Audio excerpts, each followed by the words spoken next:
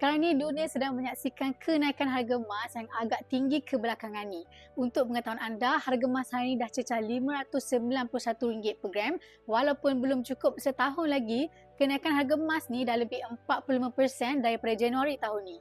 Jadi bila harga emas dia peras all time high ni, kita boleh tengok macam-macam reaksi.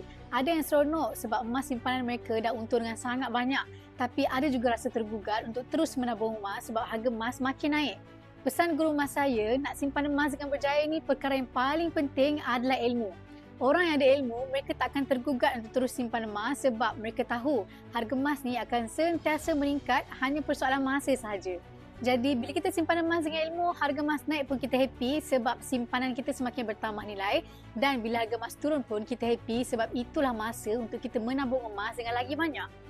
Sebab tu jangan terlalu fokus pada harga emas tapi fokus pada pertambahan gram emas yang kita simpan supaya simpanan kita semakin bertambah. Yang penting menabung setiap bulan ikut bajet dan konsisten. Waktu harga emas tengah tinggi ni juga waktu yang sesuai untuk kita jual emas. Tapi kalau masih lagi belum capai matlamat, jangan jual dulu, teruskan saja menabung. Yang penting bagi siapa yang masih belum mula simpan emas, jangan tunggu harga emas naik lagi tinggi baru nak mula simpan emas.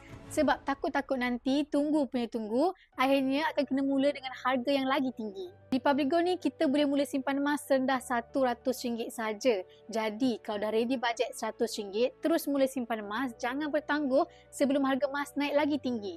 Bagi yang berminat nak belajar simpan emas, boleh rujuk pin video saya atau isi beg biru, saya akan bantu anda sebaiknya.